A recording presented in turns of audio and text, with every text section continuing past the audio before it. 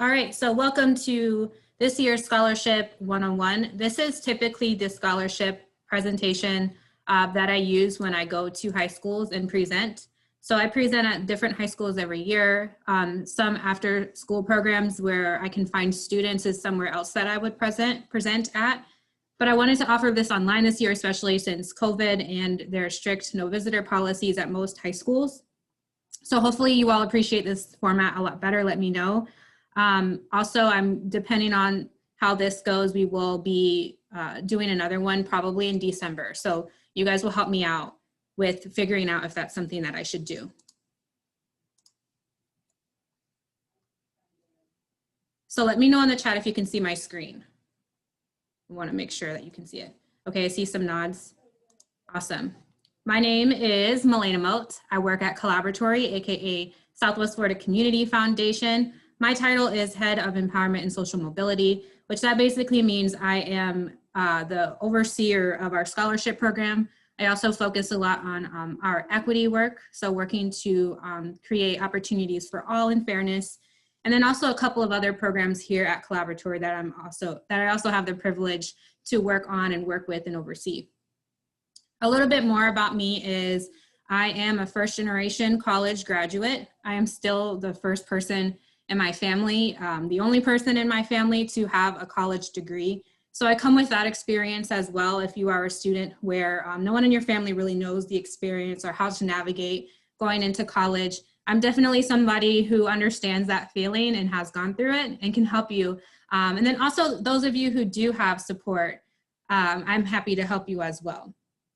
Something else about me is that I work very closely, I'm a future maker. I work very closely with my colleague Tessa Sage, who oversees the Future Makers program. And we do a lot of work because our main goal is to increase the amount of working age adults in Southwest Florida who have a credential or degree by 55% by 2025.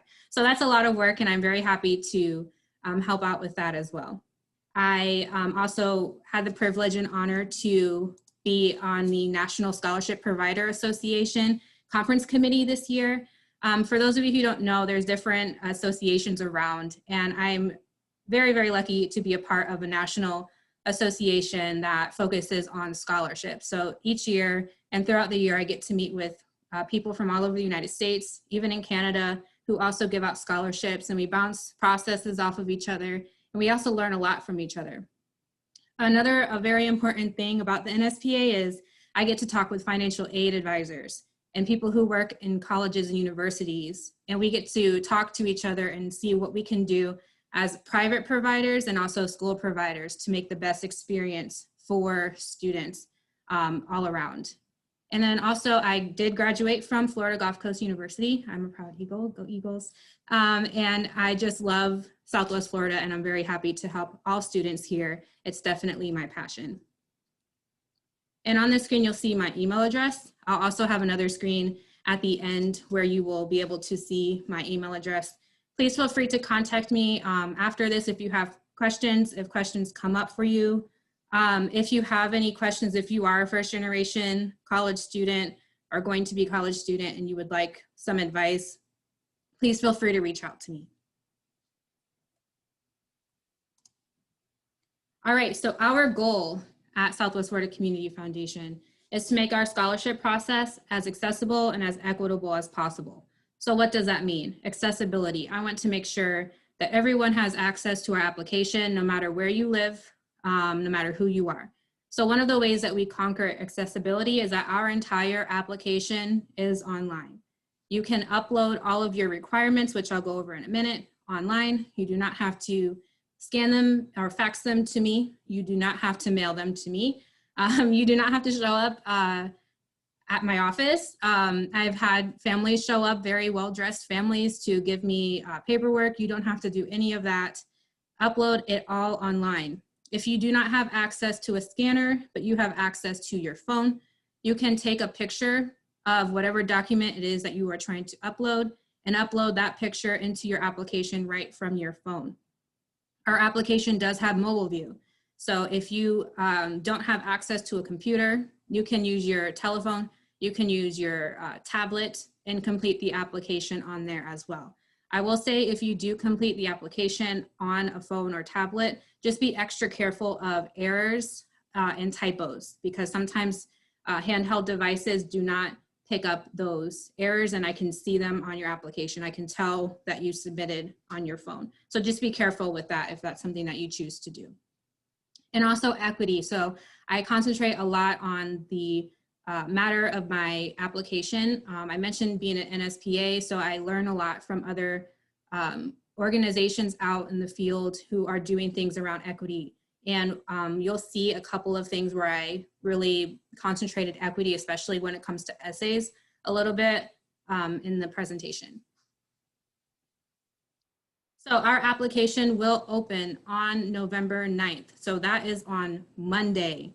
Do me a favor, if you are not on your phone right now, or even if you are, I think you can swipe up and get rid of my presentation in my face and open up your reminders app and put a reminder in your phone for November 9th, okay, at midnight, that this application will be open. And then also while you're at it, go ahead and add another reminder that it's closing on January 11th. So that's not a lot of time. That's a little bit under exactly 2 months. So it is a lot of time, but it's not a lot of time to procrastinate. Coming from a well-known procrastinator myself, I know how it is, and please don't do that to yourself. And I'm going to reiterate that a little bit later, but definitely put those reminders in your phone because you will forget, all right? You will forget. Don't think you will remember, because you will forget. So a great way to prevent forgetting from happening, and you're wondering what you forgot to do on January 10th at 11 o'clock while you're in the shower, just don't let that happen to you, and set a reminder on your phone now.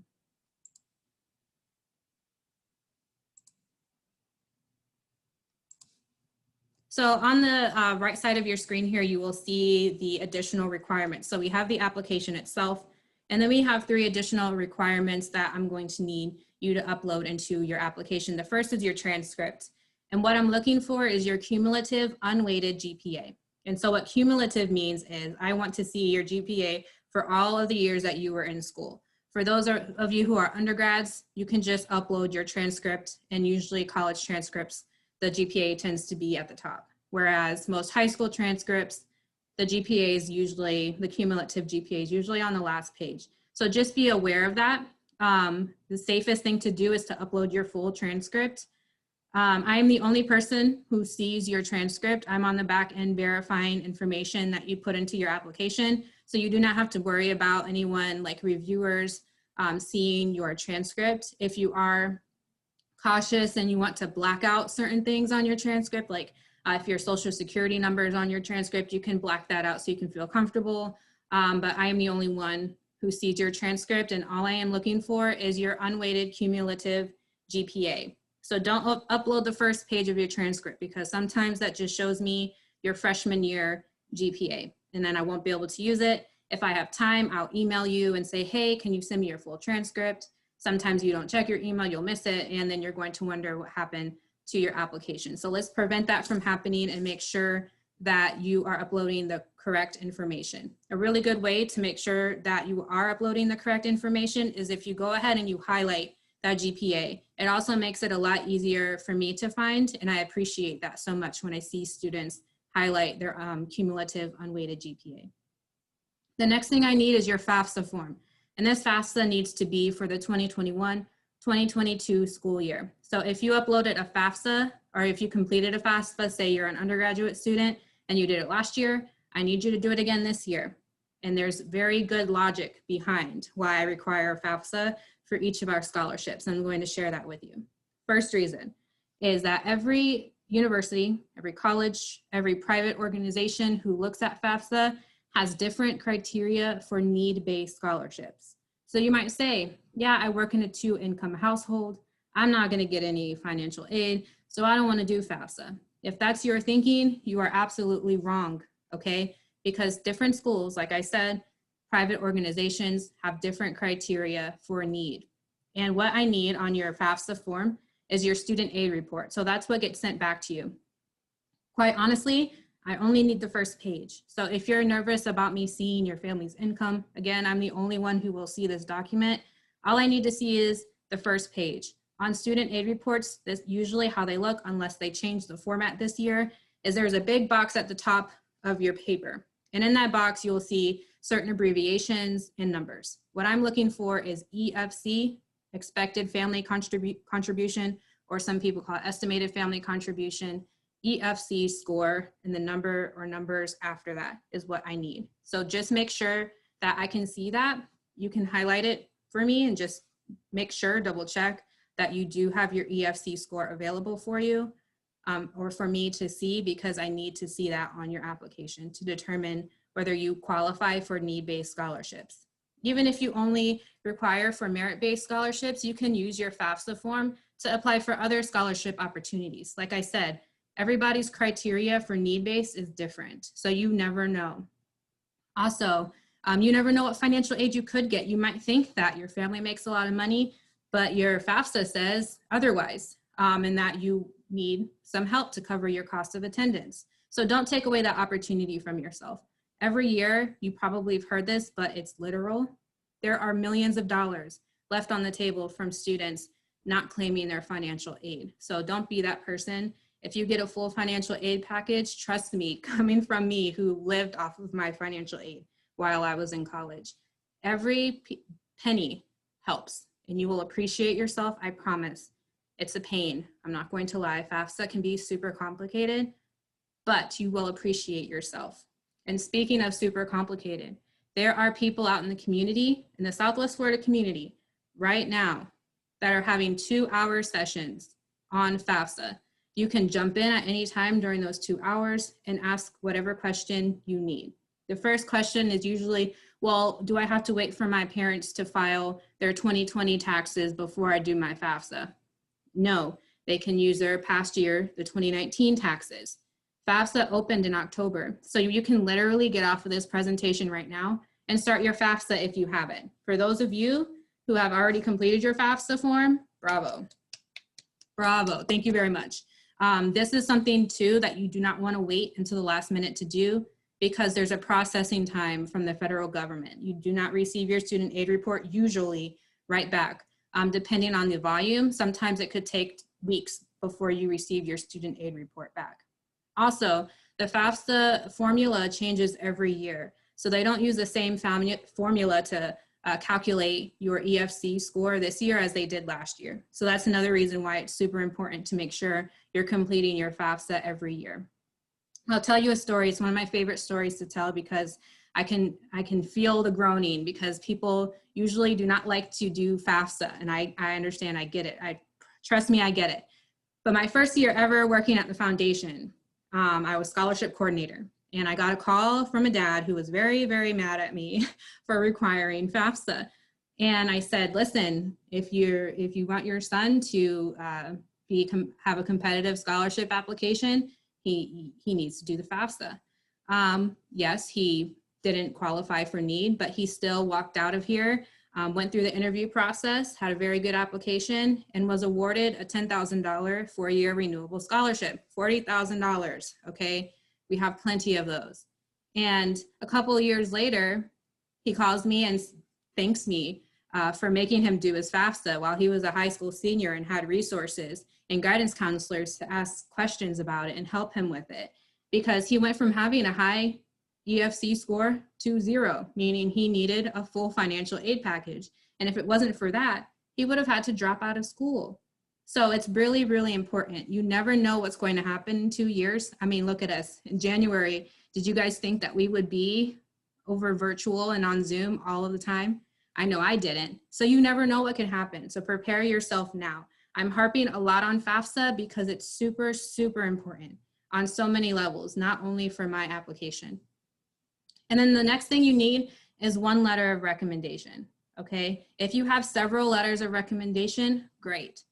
Upload your favorite, okay? I only need to see one.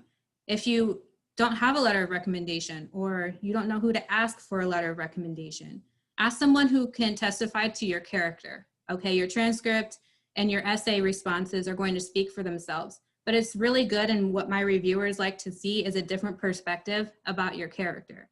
So this could be your coach.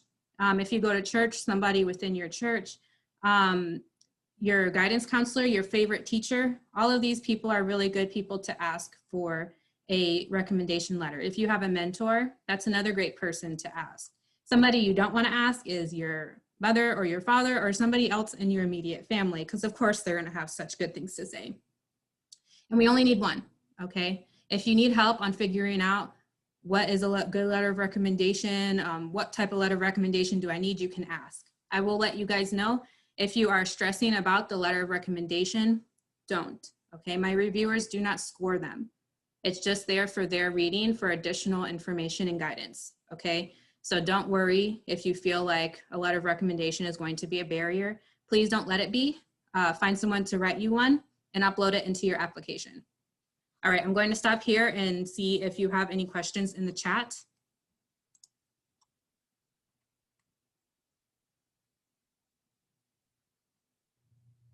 Thank you for Jennifer for helping me with the FAFSA estimated family contribution. I'll give you guys a little bit of a scenario just so you can better understand what that is. All right, I'm not a math person. I am a communication person. There is a reason why I am not in finance, okay? First, cost of attendance. Every university has their own set cost of attendance. But for math reasons, and because I'm not a math person, I'm going to use 10,000. It's a nice round number. So let's say your college's cost of attendance for the year is $10,000. And that usually includes your tuition, your books, any meal plans if you live on campus.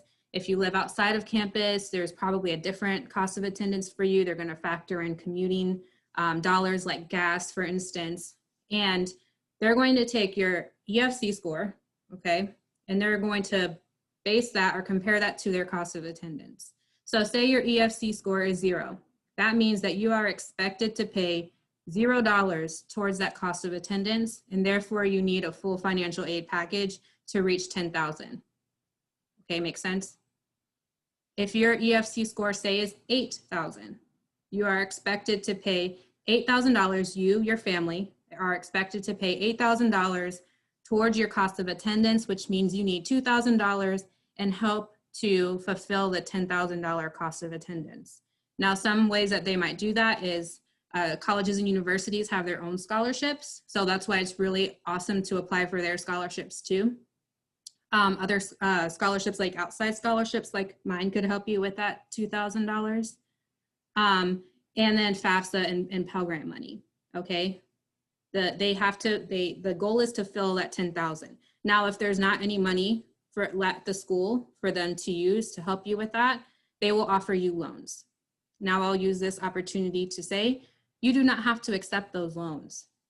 You do not have to accept those loans. Also, my good friend Daniel, who is the president of the Financial Aid Advisor Association in Florida, he's at Valencia College. He tells me that financial aid officers have the opportunity to use their professional judgment, and that's what they call it, PJ or professional judgment, to override anything on your FAFSA. Okay, so that financial aid package award letter is not set in concrete. You can take that letter to your financial aid office and negotiate with them. Ask them if there's any other opportunities if you don't like what you see.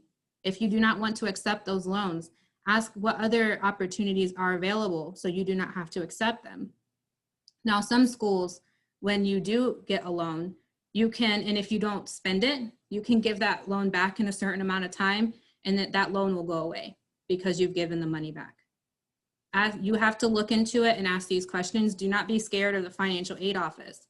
I will tell you that if you received your acceptance letters for colleges and universities sometime in the spring, maybe January, February, those are really good times to go to your financial aid office. They're not too busy. Now, the first week of school, they're busy. They usually don't take appointments. It's walk-in only. Okay, they're busy. Don't decide to go there the first week of school. July, the month before, it's a good time to go. March is a really good time to go. Be strategic with when you go to your financial aid office and pick a time in the year where it's not right before a semester starts. Okay. If I received a 4-year scholarship from the foundation, can I still receive other scholarships from the foundation in addition? Yes. So if you are a returning recipient, okay, you can receive more money. If you are a first-time applier for our scholarships, you can receive more than one. So we don't have a cap on how much money you can receive from us. If we applied last year, should we use a recommendation letter that's different? No, you don't have to. If you have letters of recommendations from years past, you can use that one.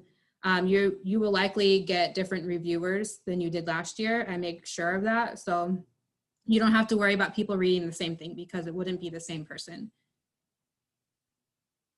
All right, so someone didn't understand the EFC, so I'll break it down. So $10,000 cost of attendance, right? Your estimated family contribution score or expected family contribution score that you get on your, from filling out your FAFSA. This is the only way you can get this score is by filling out your FAFSA. And that tells the university how much money you can pay towards their cost of attendance. So if their cost of attendance is $10,000 and your EFC score is 0, then your family, you and your family are expected to pay $0 towards that cost of attendance, and you need full financial aid. So they'll use different package opportunities like Pell Grant, if they have any private scholarships at their local foundation, if the school has any money, they'll use what they can to help fill that cost of attendance for you, okay? If your estimated family contribution is $5,000, then your family is expected to pay $5,000 towards that cost of attendance. If your estimated family contribution is $30,000 and the cost of attendance is $10,000, then it's likely you will not get any financial aid and you're not qualified for need. And the reason why people have different criteria for need is because not every school has a $10,000 cost of attendance. Some schools have a $50,000 cost of attendance, where if you have a 30,000 EFC score, you're gonna need some money to help fill that cost of attendance. Thank you, Maxim, for helping me out. So what GPA is required? I look at unweighted, and that's for equity. It's great if your weighted GPA is super high. That's going to provide you a lot of opportunities. The highest GPA requirement that we have at the foundation is 3.5. Okay, it's 3.5. So it's great that you have a high weighted GPA. We want to see the unweighted. All right, I'll stop and answer some questions a little bit later in the presentation, and I'll move on. So our application, we have over 150 scholarships available to Southwest Florida students. Okay, Southwest Florida students. So you're not competing with anybody else in the state. You're not competing with anyone in the nation. You're competing with Southwest Florida students. And they're not, the scholarships are not the same. They all have different criteria. No two scholarships are the same. It would literally take me 8 hours to explain each and every one of our scholarships to you. And I'm making that number up. It probably would take longer, okay? Because they all have such different criteria. So for instance, we have scholarships that are for certain universities, like UF, FSU, FGCU. We have Juilliard, if you are going there, okay? We have different scholarships for different types of majors like science, arts, performing arts, painting, sculpture, nursing, engineering, finance, accounting, all sorts of scholarships for all sorts of GPAs too. The lowest GPA requirement is a 2.0. The highest GPA requirement is a 3.5. So if you have more than a 2.0 GPA, you're eligible for some of our scholarships. All right. If you have over a 3.5 GPA, you're eligible for some of our scholarships. They're all different. And on November 9th, I'll post all of the available scholarships on our website, and you can read through them if you want.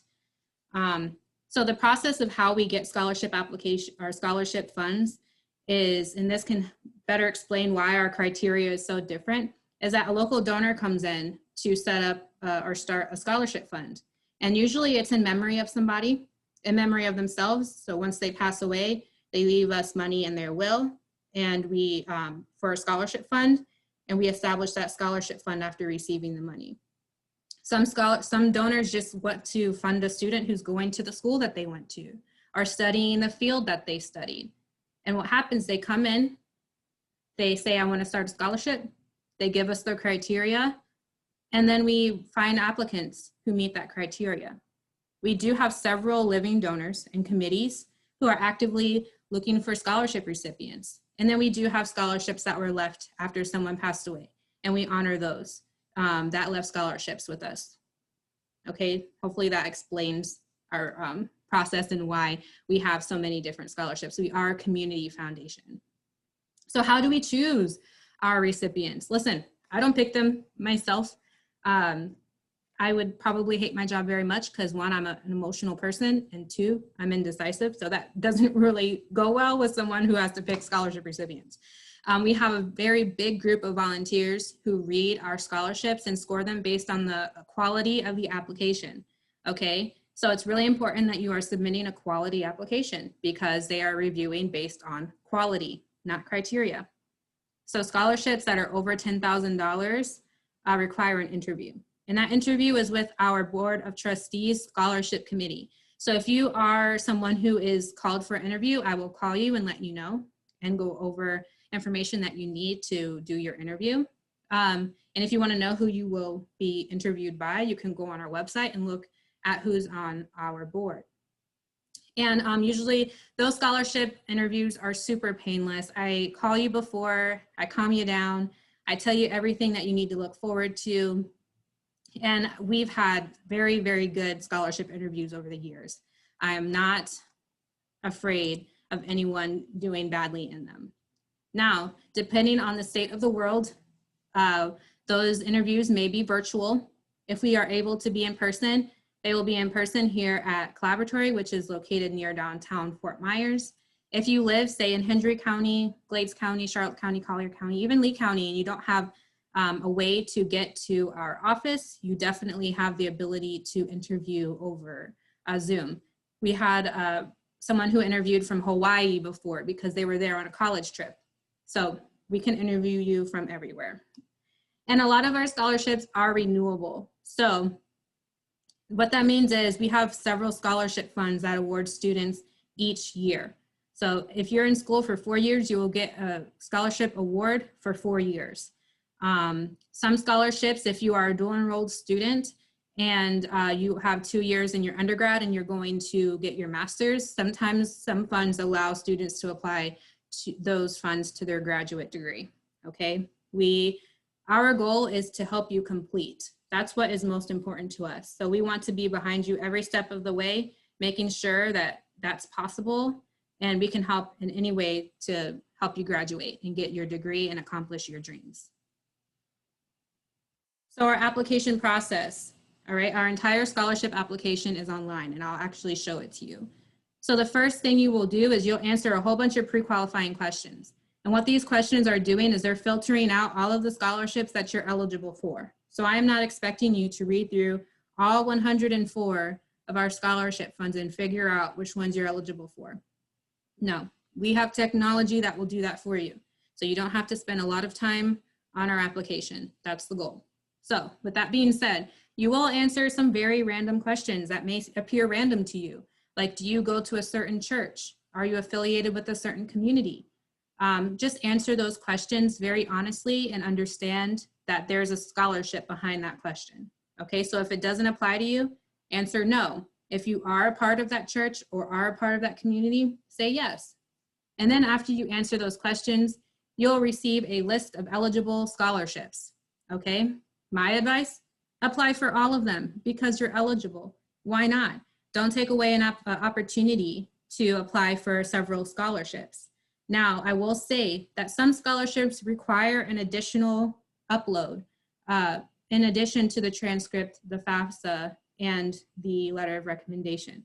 Some scholarships require verification. So for instance, we have a scholarship that is for children whose parents are immigrants. So what that means is if your parent immigrated to the United States, whether if they are a citizen or not, if your parent is an immigrant, we have a scholarship for you. And what that requirement is we need to see some proof that your parent was actually born in a different country. So what students upload is a snapshot of their parent's birth certificate, okay? I look at it, I see that their parent was born in another country, I make them eligible to compete for that scholarship. A really good way to see what scholarships require additional uploads is to look at that document I'm going to upload on November 9th that shows you all of our eligible scholarships. I will put on that document the scholarships that have additional requirements and what those requirements are so you can prepare for them. So after you select the scholarships, all of the scholarships that you're eligible for, you're going to move on to the application. You'll be able to see your steps on the top of the screen, and you'll submit one application, and it will be applied to all of the scholarships you said you are eligible for. So if you are eligible for 10 scholarships, you do not have to submit 10 applications. You will submit one application, and that application will be applied to those 10 scholarships. Okay, we have great technology. The last thing I need is for you guys to be copying, pasting, and submitting the same application over and over again. My goal is that you're not spending more than 2 hours on our application. An hour is really my goal, but I gotta be realistic and say 2, okay? So I don't want you to spend a whole bunch of time. You'll find in the next couple of slides that some of the questions that I asked you are very similar to those on the college application. I do that on purpose. I told you guys I'm a part of a national organization. We share application questions because we want you all to copy and paste as little time as possible, all right? Who's to say that an answer that you submitted on your application to FAMU isn't a really good response that you could submit to my scholarship application, and my reviewers would appreciate reading that too, okay? There's no reason why we all have to have different questions. So we want to make it really, really easy for you.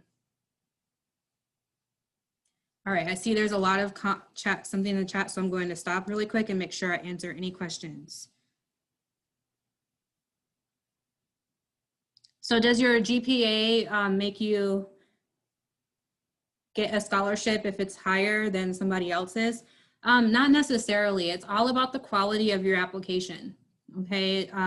None of our scholarship funds say that we have to give the scholarship to the highest GPA, okay? They all have a minimum GPA requirement.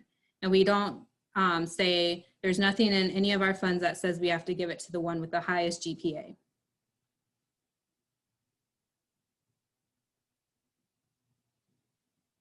Having a 3.4 unweighted GPA means you can be eligible. Yeah, so for instance, some of my scholarships say the minimum we are awarding a Lee County high school senior with a minimum 2.5 GPA, and that's it. That's all the criteria. So someone who has a 2.5 GPA could get the scholarship, and then also someone with a 3.4 GPA could get that scholarship, if that makes sense. Yes, thank you, Maxim, for helping. As a parent of twin seniors, do we need to make one application for each kid? Yes, so if you are a twin, unfortunately we do not have twin packages, although that would be really awesome. So both of you would have to submit your individual application. There have been years, quite honestly, where twins both received, they were both really high scoring applicants and they both received a scholarship, sometimes the same, sometimes different scholarships. If you are financially fit, does that impact getting scholarships? No, I am the only one who sees your EFC score. I'm the only one. As a Southwest Florida dual enrollment student, do the scholarships apply to attended a university both in and out of Florida? So say for instance, you're doing dual enrollment here in Southwest Florida, but you're going to Georgia State University, right? We will look for scholarships for Georgia State University. It's whatever school that you will be going to in fall 2021. Okay, so for spring 2020, when the scholarship application is due, you will be a dual enrolled student at FSW. However, in fall 2021, you're going to Georgia State. So we're gonna look at scholarships for you going to Georgia State University. No worries if you're late, I understand. We will be posting this webinar so you can watch it back if you'd like.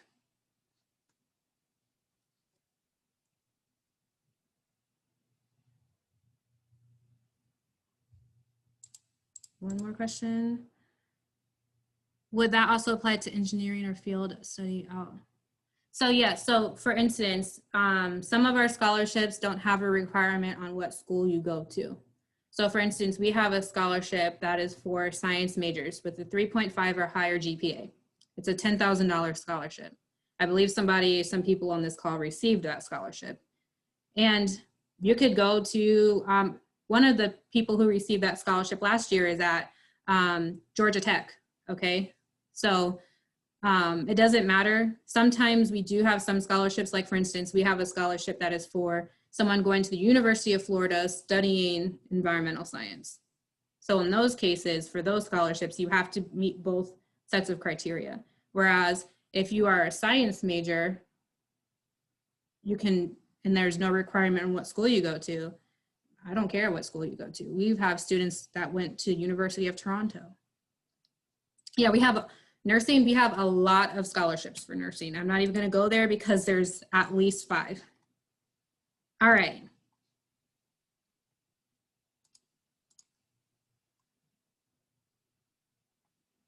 That's a really great question. Is nursing considered a part of STEM? So we do have scholarships that say medicine excluding nursing. Be completely honest with you, there's one. However, we have plenty of other nursing scholarships that don't say that. Are there scholarships for students with an undeclared major? Yes, so there's some scholarships that are specifically for certain schools that don't really have a major requirement. There are some scholarships that are for student athletes with a GPA requirement. So there are some scholarships that don't have a major criteria. However, I would definitely influence you to decide a major. It's actually good to pick a major going into school too, even if it's interdisciplinary sciences. So if you're studies. So if you're going into school with like a whole bunch of different classes, you're interested in not declaring a strict major and want to do interdisciplinary, then fine, that's fine. We do have scholarships specific for first generation college students. All right, so tips and pointers from me to you. First and foremost, introduce yourself to the reader, okay? Not, hi, my name is Milena. I am a senior at Dunbar High School. Don't say that because they're gonna see your name in your high school already in the application. They already know your name. They already know what school you're going or you're at, and they know what school you're going to. Introduce yourself to the reader as in let them know who you are as a person. My reviewers tell me they like to be able to see their applicant. And I'm not saying that to tell you to describe your physical appearance. Don't do that either. But they just want to really get to know who you are as a person by what they read in your application. So don't leave anything out. Okay, if you are passionate about manatees, let them know that you're very passionate about manatees and why.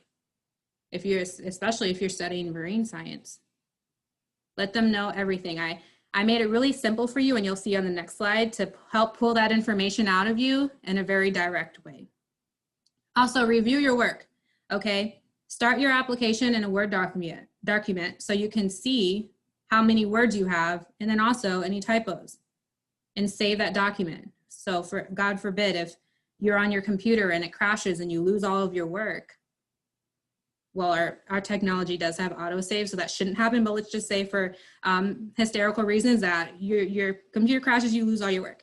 At least you have that Word document with your answers so you don't lose that work that you have already started. And that's easy for you to print out and share, say, with your favorite teacher, with your parents, your grandparents, your guardian, anyone that you really knows you. Also, have your friend, your best friend, someone close to you that can give you really good feedback about the person that you are. So say you're really good at playing chess and you forgot to mention that in your essay, but you just told your friend last weekend you're at a chess tournament and that's why you couldn't come over. Your friend's gonna be like, hey, you're really good at chess. Why didn't you mention that in your application? So it's really cool to have your friends look at your work too. Also, give yourself time. Our application opens on November 9th and you have until January 11th to submit it. You can literally start the application on the 9th. You can answer the pre-qualifying questions and see what scholarships you're eligible for first, if that's what you want to do, and log out and then log back in and finish your application. So you do have the ability to log in and out.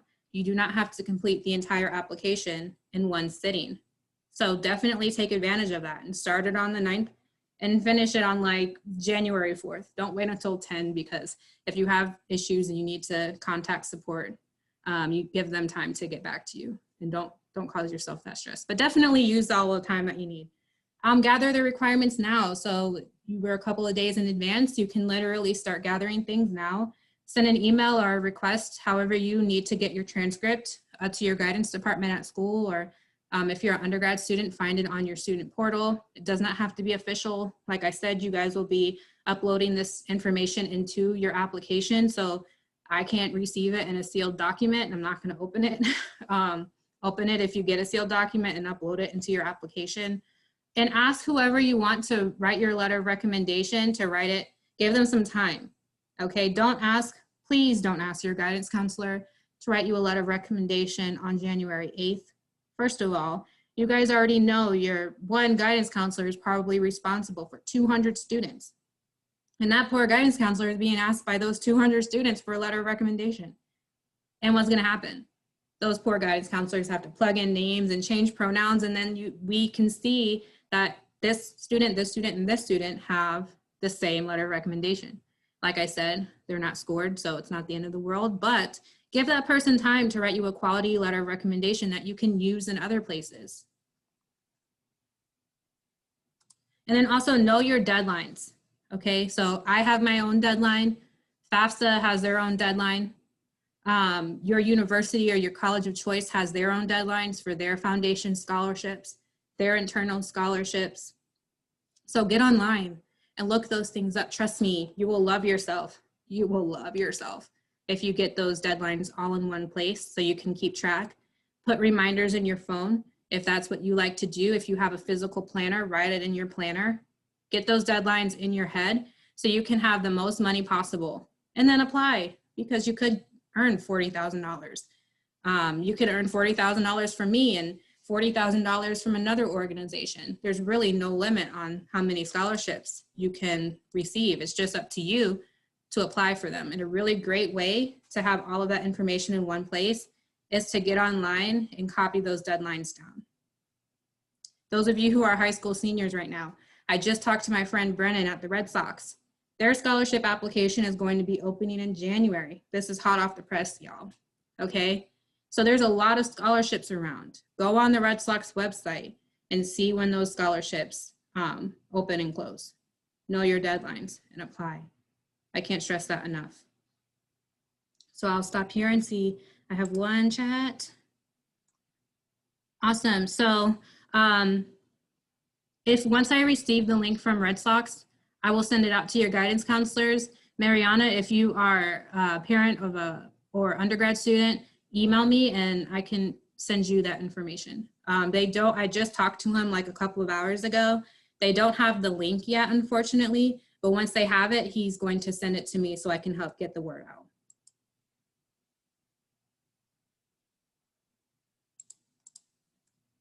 Awesome. All right, so this is new, okay? I'm going to show you all the questions on the application. And my logic behind this is I want you all to have the most time possible to answer these questions, because this is what we're asking you on the application. So each of these questions have a 300 word count limit. So you won't be able to write us a story, although I like reading stories. We want to make it very equitable. And the reason why we broke this down, instead of having one long essay, into having 6 short answer responses is because, think about it. If I give you 2 applications to review, in one application, the essay is a little bit short. In the other application, the essay is long. What are you gonna think? Oh, I'm gonna score the long one higher because they put in more effort. They spent more time on it. Well, that long application didn't answer the question. They went off on a tangent. They included all of these quotes. Whereas this application did answer the question. Really good grammar and syntax, no errors. And they answer the question. They're just concise. But the long essay would still get scored higher. So to get rid of that bias that we all have, short answer responses, 6 individual questions that get the information out that the reviewers like to read. And I'll let you in on a little secret. Reviewers help me pick these questions because there's 2 new ones. All right, the first one, some of you may find it familiar. What community problem do you want to solve, and how do you plan to use your future success to help solve it? That is a 2-part question. Make sure you're answering 2 parts and elaborate. Like I said, introduce yourself to the reader. Why is this community problem important to you? Why is water quality so important to you? Is it about the fish? Do you like going on boat rides? Is it the estuaries that you're concerned with? What's the community problem and why is it important to you? Make sure that you really lay it out for the reviewer. And then how do you plan to use your future success to help solve it? Even if you're not studying marine biology or anything related to science, you're a finance major. Maybe you want to volunteer for a nonprofit organization and help use your skills as a financial advisor in the future to help those organizations solve water quality issues, okay? Even if your major doesn't directly link to the community problem, you can still use different ways to answer that question and make sure that you're laying it all out on the table for the reviewer and you're answering two parts, okay? Because I'm asking the reviewers, did the applicant answer both parts of the question? So it's super important. A lot of these questions are two-part questions. Next one, describe a topic, idea, or concept you find so engaging it makes you lose track of time. Why does it captivate you? This doesn't have to be career specific. If you're really into astrology, say you're really into astrology and why do you like it? Why do you like the stars? Or if you're really into history, if that's what you like to do in your free time, if you build Legos, I remember it. So there you go. There's proof in and of itself. I had a student last year say they like Legos and they explained it in their application. Okay. But it's important that the reviewer is able to get to know the person that you are through your answers. The next one is a really, really important one. I will let you guys in on another secret. It's my reviewer's favorite response to read. And it's the lessons we take from obstacles we encounter can be fundamental to later success. Recount a time when you faced a challenge, setback, or failure that made you think you were not going to make it, but you did. How did that affect you and what did you learn from that experience? This is where you can show your perseverance and your resilience. And it's important that you tie it to a lesson that you learned and how it affected you, okay? If you lost your dog, if your dog ran away and you were sad at first and then you felt better, that's great. But how does that show us your perseverance? Use losing your dog to prove and show your perseverance and your resilience. That makes sense. I'll let you in on a secret. I'm full of secrets today. Everybody's going to say COVID. I'm preparing for it. Everybody's going to think of COVID when they think of this question. And I'm going to challenge each and every one of you to think past COVID because everybody is impacted by COVID. There's some people, quite frankly, that are sick of hearing about it, okay? And we don't want to ignite that bias. So I'm going to be honest with you all and encourage you to not talk about COVID. If you are deeply impacted by COVID, however, if you were deeply impacted by COVID, past you not being able to go to school and see your friends, okay? Talk about it. Talk about how you were greatly impacted. The next question, if you could have dinner with one living person and one historical figure who has inspired you, who would your choices, plural, choices, be, and what would you want to discuss? This is a really fun question. This is a new question, okay? And it could be anybody. Anybody. We're not looking for one particular person. I'm not saying reviewers, hey, give this person extra points if they mention Cleopatra, okay? None of that. It's just letting us get to know who you are as a person. And this is a question that reviewers are super excited to read about. So give that some thought. And it's a two-part question. One living person and one historical figure. Now, I want to say that historical figure should be dead, but if you think of a living one, fine, okay? But make sure you have two people. If you have both of these people at the dinner table together, okay, if you go to two different dinners with each of them, okay, doesn't matter. I want you guys to use your creativity with that. I'm not going to give you rules on how to answer that question. Next, what is your passion and how did you discover it? What are you passionate about? This should be different from the community problem and your track of time. If what you're passionate about is your community problem or is the topic, I'm going to challenge you to think of something else. Give that reader something else about you to know. Okay? Because what I get super bummed about is if I have a really good application, but they talk about the same thing in each of the answers and I don't really get to know that person. So try to like have a variety, mix it up. And then lastly, this is also new, and this is also a question reviewers are really excited to read. Write a letter to your future self. What would you like him or her to know about the person you are today? And this could be your senior self, like 65 plus. This could be your 30-year-old self, okay? But what about you today would you want your future self to remember? And this is just another area where we can really get some information out of you that reviewers like to read in essays in a very direct way. I'm going to let you guys in on my pet peeve. Don't fill your 300-word count with quotes. It is great that Gandhi said, be the change you want to see in the world. I know that quote. I don't need to read it in your application. Okay, if Gandhi is the person that you want to have dinner with, that's great. Don't use the quote, okay? Don't fill, you only have 300 words. You guys might think that's a lot, but it's not. It's not. All right, I see some questions. Let's answer.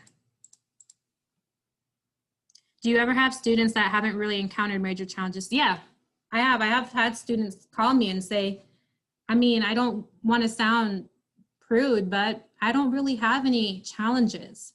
And I say, well, did you enjoy taking your SAT? Did you enjoy taking your AP final? I mean, that seems challenging to me. Did you enjoy having to go to the doctor that one time you broke out in hives? Like, really think about it. It doesn't have to be something that ended up in loss, okay? It doesn't have to be something that happened to you that ended up in loss. It could be your living situation. It could be your life story. Maybe you stayed up all night with a friend on the phone who was having a mental breakdown right before the morning you had to go take your ACT. Talk about that. Is there a minimum number of words on the answers? Yes, the minimum word count is 50 because we did have students that answered in one 5-word sentence last year, and quite honestly, it's a waste of time.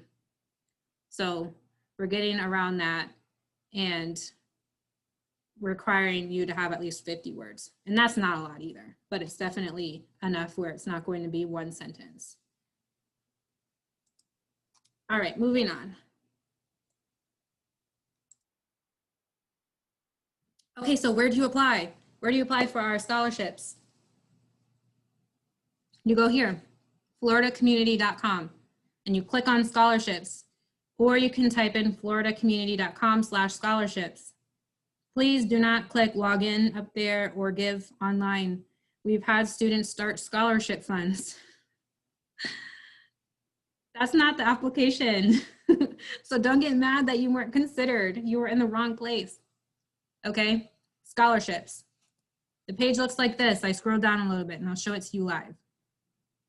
You'll see the lovely box up here where you could have registered for this webinar. You can see a recent success story. I'm going to go ahead and show you.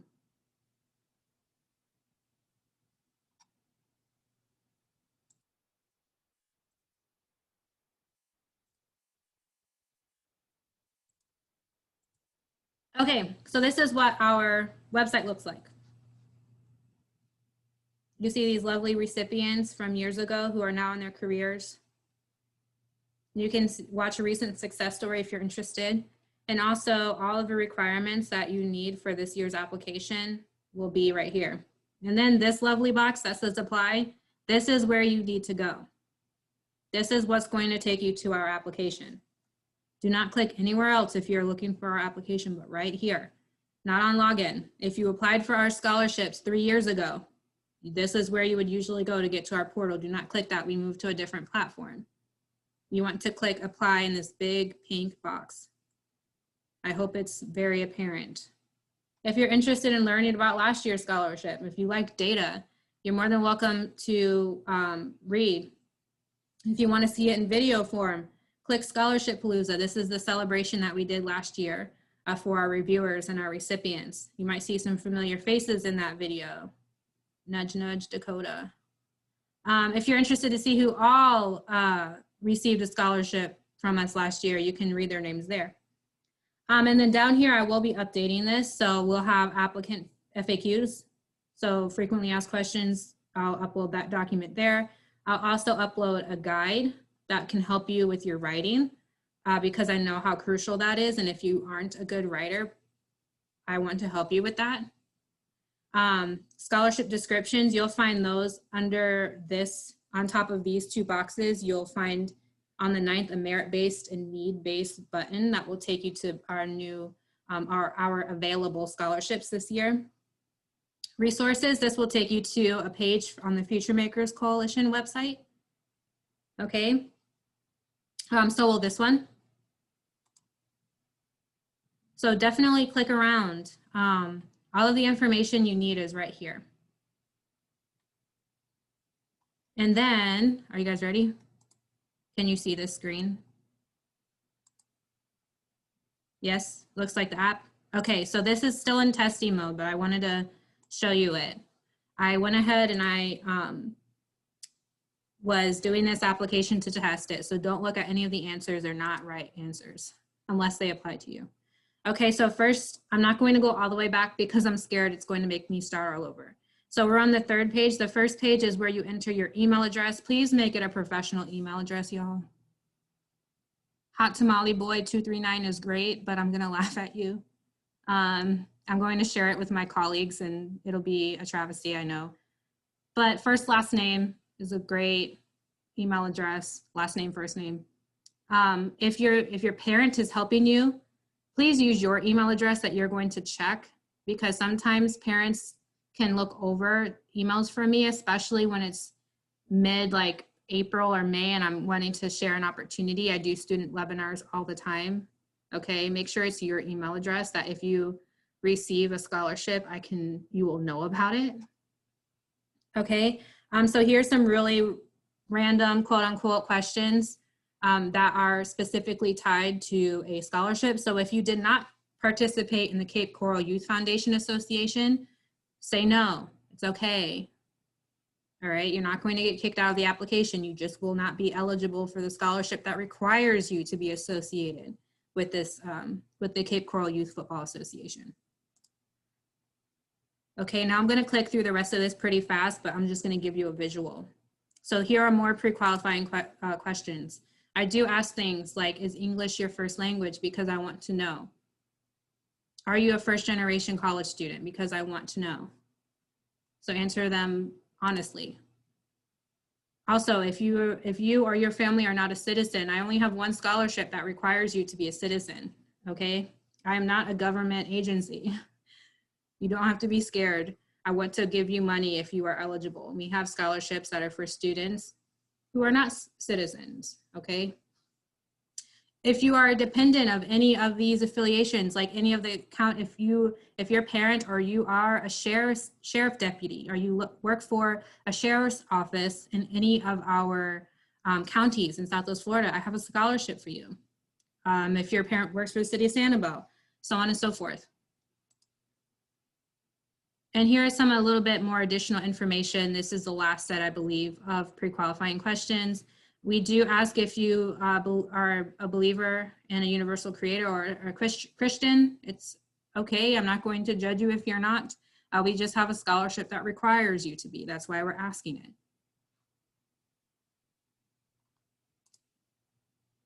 Okay, so here's the page where you will see all of the available scholarships. Okay, if you answer the questions just like I did, you can see you're eligible for a lot of them. Please click yes all the way down. I clicked no on the ones that don't require additional requirement because I was checking to make sure that they appear. but this is the page that you guys all want to see after you answer your questions. And once you click yes on all of them, you can, you'll move on. Oh, this is where I'll have another link to the scholarship descriptions where you can see what scholarships require an additional document, okay? Your financial need. We want to know, why are you looking for scholarships? If you're looking for scholarships to help your parents out, you don't want your parents to pay for your education, say that. If you're looking for scholarships because this is the only way you can pay for your education, please say that. If you're looking for scholarships, I do a survey to my recipients. And for the past 3 years, when I ask them, what did this scholarship do to you? Yes, it helped them with tuition. Yes, it helped them buy books and pay for the room and board. But it also gave them acknowledgement. And sometimes we need a little pat on the back. And that's okay. If you are looking for acknowledgement because you're feeling down, or if you're like me and you like to accomplish goals, be honest. There's no wrong answer. Community service. So I want to know how do you spend your time after the bell rings? Okay, if you're someone who cannot participate in extracurricular activities because you have to work to help pay your family's rent, we want to know that. If you're someone who goes straight home from school to help care for your little siblings, your little brothers and sisters, or your nephews, nieces, we want to know that. If you're caring for your grandmother who's sick, we want to know that. As well, we also want to know about your extracurricular activities. If you're involved in any community service projects, any after-school responsibility that you have, this is where you want to lay it out for us. You notice in those questions that I showed you in the beginning, none of that asked you for your community service, right? Everyone realize that? Okay, so this is where you put it. We want to know about how you spend your time.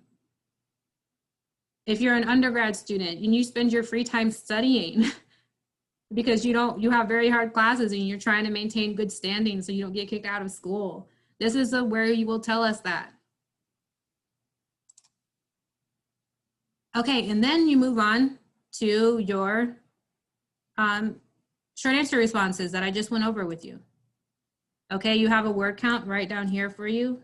Our technology is super nice, but still, please feel free to use a Word document so you can save your answers, and that's also a really great place to copy and paste into other applications. And as you can see, it will not let you move forward if you don't have 50 words, so that's why you see my brilliance here. And you have your last step of your last 2 short answer responses. And then you're on to your document uploads. That's it. And all you do for the rest of the application is upload your certain documents, like your FAFSA, your transcript, your letter of recommendation. Like I said, some people have additional requirements. Like if you are a resident of Cape Coral, you're going to have to answer an additional question that the committee would like to read a response about. Okay, same if you're a dependent of someone who works at Fiddlesticks. If you're a student a high school senior going to Florida State University, you're going to be eligible for the Jordan Ashley Guthine Scholarship. And that committee would like you to visit the Jordan Guthine's website because Jordan unfortunately passed away in a car crash, okay? And they would like you to visit their website and just share some thoughts. And then you're done, okay? Then you give me your address, because if you receive a scholarship, I would like to send you a really nice package. And then that's it. So hopefully you just looked at this application and was like, wow, that's easy. I hope that's your feeling right now. I'm going to look in the chat and see if anyone has questions. Do I know the FAFSA due date? So the FAFSA due date depends, but FAFSA is given on a first come, first served basis at universities and colleges. Okay, as all of you should know, or probably don't, I'm not going to assume that you do, the federal government gives colleges and universities money every year, and they disperse that money to students. So if you get your FAFSA done sooner and you get that sent to, even if you don't know your school yet that you're committing to, because you're able to send your student aid report to multiple universities. Do the FAFSA as soon as possible. If you can start it tonight, I suggest you start it tonight. What if you spend your, oh wait, I just missed it. What if you spend your time at the gym doing fitness, but not for school? If you spend your time at the gym, you're very conscious of your health, okay? That's how I would word it. I go to after school every day, I go to the gym after school because I'm super into nutrition and fitness, and I want to make sure I'm keeping my body healthy. And say if you're at the gym and you help other people with their exercises, include that in your response too. Lay it all out there for the reviewers. Can you please post a link for the application? I will post it when it's open on November 9th. So you can't see it, you can't start it yet. It's not open, it's still testing. That's why I'm the only person who can see it. We respond to each prompt, yes, you do. You respond to each prompt, and I do that very strategically for equity purposes. Because everybody is going to be scored on the same playing field, okay? And the only way that I can make sure that happens is when you guys all answer the same questions. My mouse is acting crazy.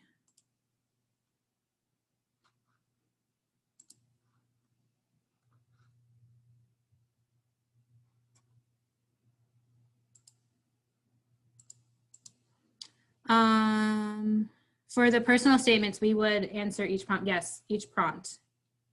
How do I link my FAFSA? Great segue into this next slide. So right here is the website you want to visit, fafsa.gov. And the page will look like this. Who can tell me really quick in the chat, what does the first F in FAFSA stand for? Really quick, really, really fast. Nope. Nope. Yes, Miriam, free application for federal student aid. So those of you who said federal is in there, it's just not the first one. Okay, it's free. So you do not, I repeat, you do not need to put in any credit or debit card information when completing your FAFSA. If it's asking you for that information, get away really fast, exit, click the X. You're going to get scammed, stay away. Now the Department of Education, when I was at an NSPA conference recently, I went to their session and they told me they bought FAFSA.com and FAFSA.org. So if you so happen to land on that site, like if you're just typing fast, or if you think that's the website, you shouldn't, because I'm telling you right now what it is. Those used to be scammer sites and they say they bought them, so they shouldn't be anymore. But just in case, remember, yeah, don't put in your bank account information into FAFSA. It's not needed. Definitely don't put your bank account. No, ma'am. It's free. Federal student aid application, free. Don't get scammed. FAFSA.gov, you're here, and then you follow the steps, which we don't have time to get into today. But if you're interested in receiving some help completing your FAFSA, email me and I can send you the information for one of those 2-hour sessions.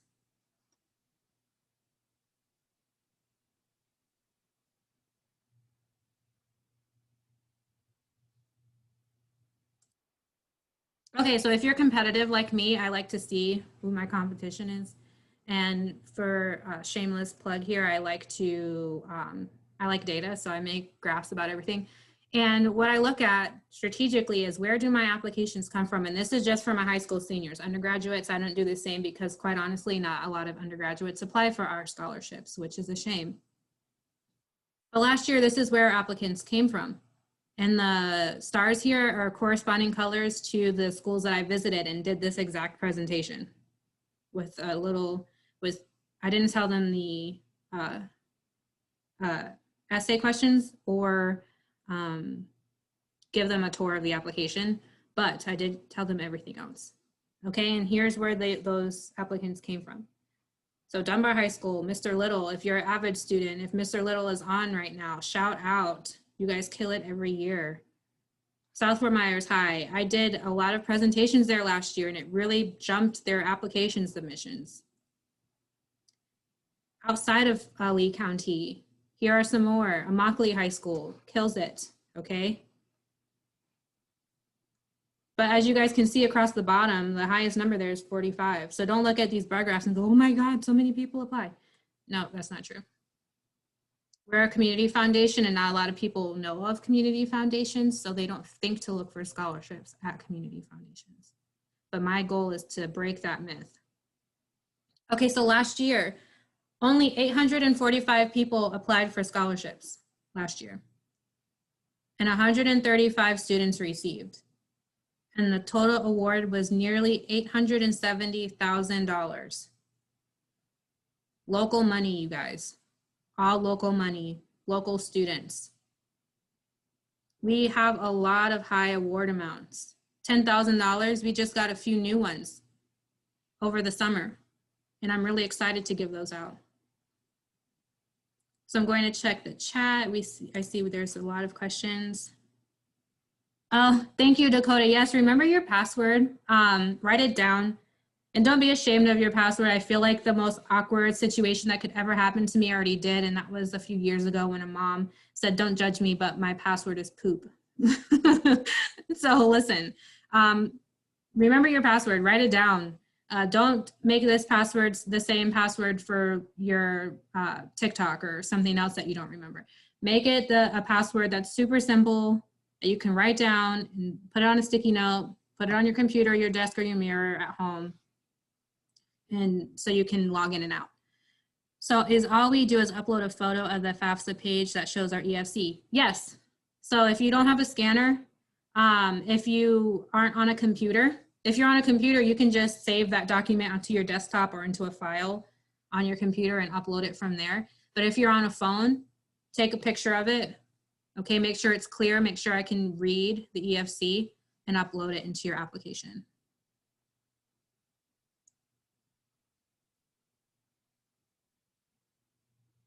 When will I begin to announce scholarship recipients? End of April. Yes, the website is floridacommunity.com/scholarships, but if you just say floridacommunity.com, you can click scholarships on the top bar. Thank you. I really hope this is helpful because that is my goal. I want to lay everything out for everyone so you all can submit competitive applications. That is my goal.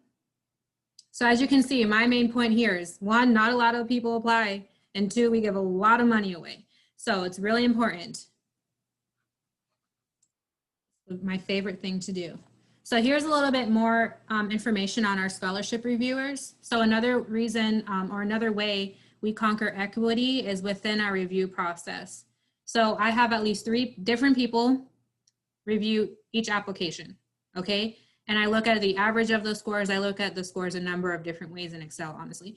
And the top scoring recipient, I double check, make sure they're eligible. If that top scorer is eligible, that person is who gets selected for a scholarship. Now, some of our scholarships award multiple people. So for instance, I have a $10,000 4-year renewable scholarship that awards 5 people every year.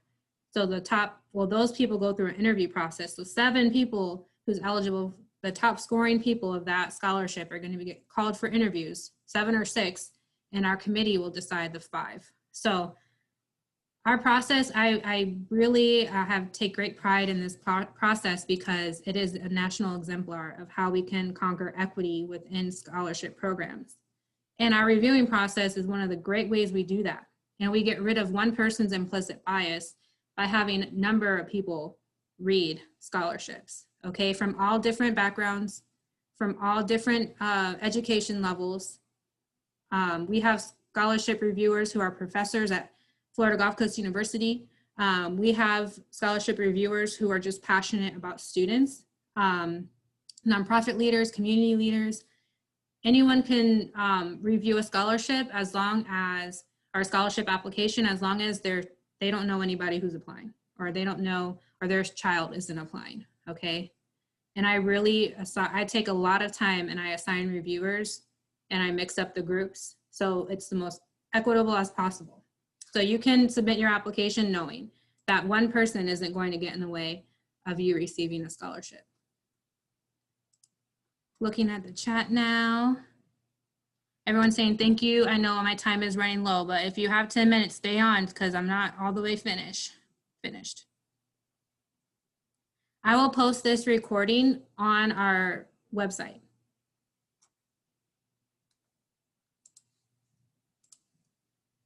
So that's a lot of information, and I like to give faces with names. So here are some of our recipients in the past who have some advice to share. So this is Litzy, and she wants to encourage you to keep on going, even if you receive no's. She received 3 no's, she says, before she got her first scholarship. Yeah, and some of you might know some of these people too, and that's even better. Okay, so Litzy, I know, is a first-generation college student. This is Nathan. Nathan received a scholarship from us several years in a row. So even if you receive a scholarship as a high school senior, you can keep on coming back and applying. It doesn't mean that you can't get a scholarship again. If you submit a competitive application, like I said, you do not receive the same reviewers, you have the potential of receiving again. And he wants to encourage you not to leave any information out. Keep in mind your chances go up and getting a scholarship significantly if you really put yourself out there when you're writing your essays. And that's absolutely right. This is Molly. So Molly received a scholarship from us a few years back. And I like sharing Molly's story because she used her scholarship one year to study abroad. So she received a 4-year renewable scholarship from us, and one summer, not this past summer, the summer of 19, she spent in Italy studying abroad, and she couldn't have gone there if it wasn't for her scholarship. So if you're a student who's interested in studying abroad, you can absolutely use scholarship dollars to help fund that. And this is Ayana, and she wants to encourage you to fill out your FAFSA. Fill it out early, she says, so you can be considered for grants and scholarships. So like I said, FAFSA's first come, first served basis. So start it when you can. Okay, so here is a local scholarship base. So you can, of course, visit FastWeb and scholarships.com. Yes, you can get exposed to a lot of national scholarships. Even our technology kaleidoscope, after you're finished with our application, you could have abilities to apply for other scholarships as well. Okay, but if you're super interested in local scholarships, Scholarship Connector is hosted by the Collier County Community Foundation, and I do upload scholarships on there, like ours. I'll upload the Red Sox on there. I do that for Brennan. And I like it. I upload scholarships that are available out in Hendry County, any type of scholarship, even if the application isn't completely online, if it's a paper application, I'm still going to upload it on this site for you so students can see it. So definitely write this website down, swflscholarships.org, and you can find some other scholarships. We are not the only community foundation in Southwest Florida. Charlotte County has a community foundation. I just told you Collier County has a community foundation. Definitely check all areas when it comes to looking for scholarship funds. If you haven't been accepted to a specific university yet, can you still potentially qualify for one? Yes. So for scholarships that are specifically for, so say the scholarship that requires you to go to University of Florida. Before I recommend my recipients to my board for approval, because they are the ones who approve you to receive a scholarship, I call and I say, hey, this is me from this place. Are you going to University of Florida? Yeah, I'm going there. Okay, thank you. If you get that call, you might be getting a scholarship. So I do make sure that you're going to the school you're applying for before you are awarded. And yeah, so even if you haven't committed by April, hopefully you have by then, honestly, we have to give the scholarship to someone who is going there for sure. There's no personal information. Yes, when I showed you the application, I showed you it from the 3rd page. I didn't want to go all the way back because I didn't want it to start me all over. It's still in testing, so it's not auto-saving. So if I went back too far, I might have not been able to show you the applicant. application. So the first 2 steps is for personal information. Yes, so the scholarships are, we have scholarships for technical school. So if you are someone who's interested in the welding program at iTech or out in Hendry County, we have a scholarship for you. If you are someone who's looking to go to a community college like FSW, they have a really great education program. And if you say, hey, I want to work for a Lee County School District, I'm going to FSW here locally, and that's just my pathway to success, we have a scholarship for you. State college, community college, university. We, like I said, all have different criteria. Our scholarships are not just for universities.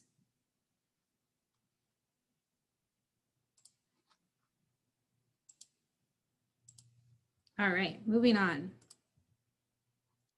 Okay, so this is the last chance. If you have any questions for me, I'm going to give you 5 minutes of your life back if you don't have any questions, but if you do, please take this opportunity to let me know. Thank you all for sticking with me and attending this webinar. I really hope it was helpful. I do look forward to seeing all of your applications and hoping that you have full confidence in everything that you submit to us. And thank you, thank you, thank you. You're free to go. And if you have questions, if I didn't answer something for you, if you need me to talk and go over something again, use this time. I'm here for you.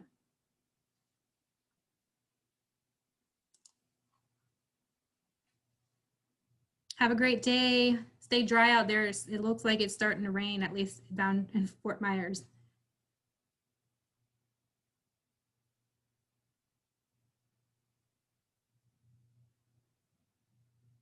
Thank you, thank you. I am one of those awkward people who wave.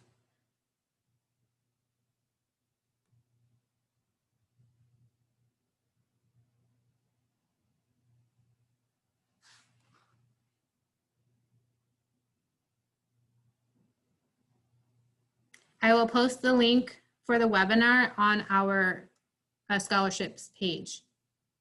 So floridacommunity.com/scholarships.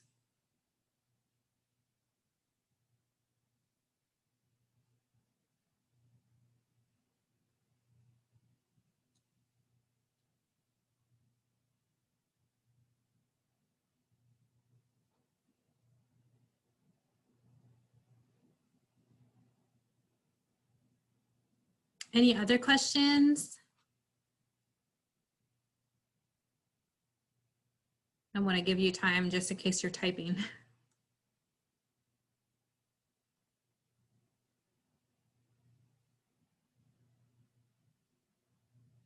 You too, have a great day.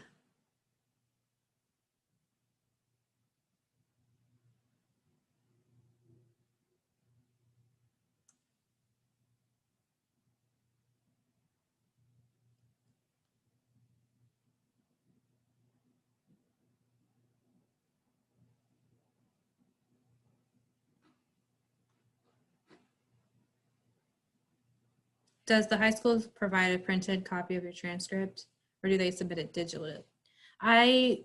From my experience in seeing, what county are you from first before I answer that? Because it depends.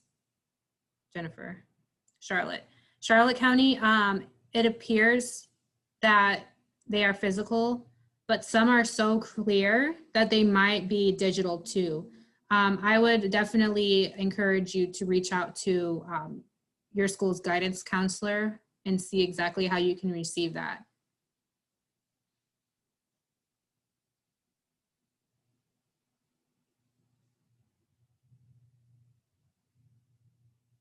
Awesome.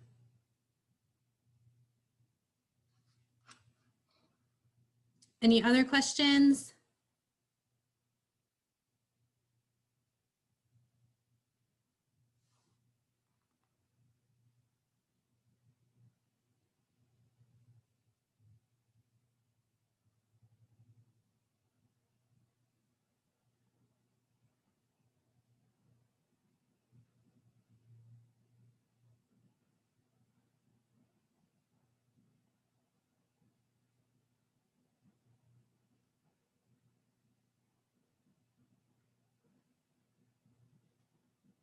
Awesome. If you have any additional questions or thoughts, Please copy my email address down right here.